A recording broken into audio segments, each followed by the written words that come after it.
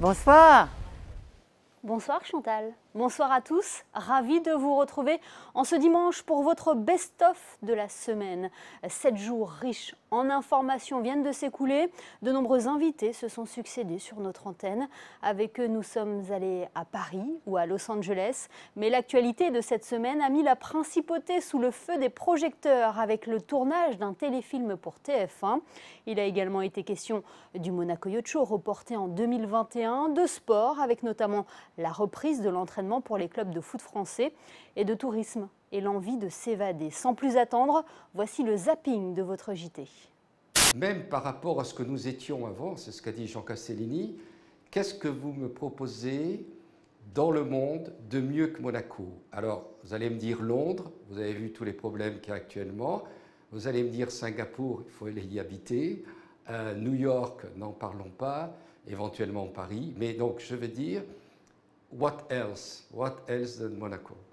Le cinéma va s'en relever. Pour une raison très simple, c'est que les gens ont envie d'aller au cinéma. C'est-à-dire que je crois qu'aujourd'hui, en France, les gens se sont précipités dans les salles par dizaines. Ici c'est dans le sang, c'est dans les gènes. Aller au cinéma, en été, en famille, on y va au moins une fois par semaine. C'est comme ça pour tout le monde. C'est un soulagement parce que, après les épreuves que nous avons vécues, qui ont vu beaucoup de nos spectacles annulés, toutes les tournées du Musicien du Prince, les participations aux grands festivals comme Salzbourg reportées, les Corriges d'Orange également annulées, il était temps de repartir du bon pied, et la situation sanitaire le permet, bien évidemment. Mais voilà, c'est un moment d'espoir, un moment de foi en l'avenir, et c'est le moment où les artistes vont pouvoir retrouver leur public, parce que le public a cruellement manqué aux artistes. Je me suis confinée dans le sud, mais dans le Var, et j'écoutais, je le dis souvent, j'ai retrouvé quelqu'un que j'avais perdu de vue depuis longtemps, que j'adorais, c'est le sommeil. Parce qu'en fait, j'avais perdu le sommeil. Je ne me rendais pas compte, j'avais même pas le temps de dormir, en fait, tout ce que je faisais. Et là, j'ai retrouvé le sommeil. Vous voyez, j'ai rajeuni de 20 ans, c'est incroyable. Les acteurs, en théorie, sont testés et qu'à partir du moment où tout est sain, il n'y a pas de souci, parce qu'évidemment, ils ne vont pas s'embrasser avec un masque. Donc voilà, et après, bon, bah, à partir du moment où les tests sont faits, il n'y a pas de raison qu'on ne puisse pas tourner normalement. Après, c'est effectivement une histoire d'amour. Il y a des contacts. Et ça aurait été impossible de le faire sans. J'ai raison de parier sur vous pour Tokyo dans un an maintenant? Je pense que vous faites une bonne pioche, ouais. Je pense que vous faites une bonne pioche. Moi, je suis aussi confiant que vous, voire plus, ouais. Mon père, ça a été mon premier agent, je dirais, depuis que je suis tout petit. Ouais. C'est lui qui m'a fait rentrer dans la boxe, même si c'était pas forcément son souhait le premier, mais c'est grâce à lui, je dirais. Et c'est lui qui m'aide à avancer tout le temps. On vit une situation complètement inédite, on n'a jamais vu ça. Et en matière de voyage aujourd'hui, c'est en plus de savoir s'il y a un pilote dans l'avion, on se demande s'il y a un avion et surtout s'il y a des passagers. Ah ben c'est exceptionnel. Parce qu'en fait, hier, on a fait des plans en hélicoptère avec l'arrivée de notre personnage principal. On a fait, enfin, ces images-là, on les obtiendrait nulle part ailleurs. Le cachet de Monaco est unique en son genre. Et voilà, c'est aussi ça qu'on est venu chercher pour ce téléfilm. J'organise cet événement, je suis impliquée dans l'événement depuis plus de 20 ans et j'ai tout à fait conscience de l'impact que ça a tant pour nos clients, mais aussi bien évidemment pour la principauté, pour tous ces acteurs économiques qui certains nous disaient heureusement que vous allez exister, on vous attend. Et c'est vraiment à eux que je pense aujourd'hui, à tous nos fournisseurs également, nos prestataires. Je sais que l'impact de l'annulation du Yacht Show a un impact sur la totalité de la communauté monégasque.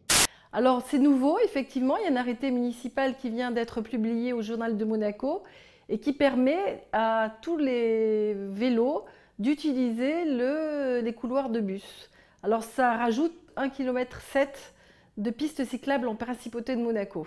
Alors ça a été un succès fulgurant, hein, Monabike, on a même été un petit peu étonnés et c'est très bien et effectivement on doit s'adapter et évoluer face au succès que connaît Monabike.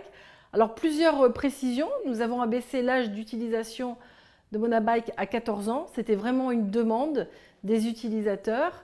Et je rappelle que le port du casque, et c'est très important hein, pour la sécurité des personnes, est obligatoire pour utiliser les vélos de Monabike jusqu'à l'âge de 18 ans. On a tous trouvé refuge sur les plateformes. On a tous trouvé notre besoin de fiction, d'histoire. On a besoin d'histoire, on a besoin de ça, surtout dans les périodes de crise, surtout quand on va pas bien, on a besoin de se réfugier là-dedans. On est allé sur les séries, on était sur les films, beaucoup sur les films. Il y a une vraie envie de retrouver le cinéma. Plein de vieux films ont été regardés.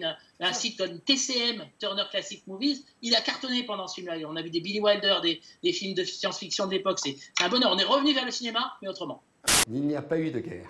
Le gouvernement, à ma demande, avait pensé créer une commission pour étudier les cas délicats. En définitive, il n'y en a pas eu.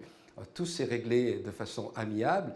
Le seul regret que j'ai, et c'est un regret que je demande depuis longtemps, c'est d'avoir, et c'est un appel, un observatoire des loyers, aussi bien commerciaux, aussi bien de bureaux, mais aussi d'habitation. Ce qui permettrait d'avoir des chiffres comme nous avons grâce à l'INSEE au niveau des ventes et des reventes. Vous voyez, c'est très agréable, on peut parler de choses concrètes avec vous.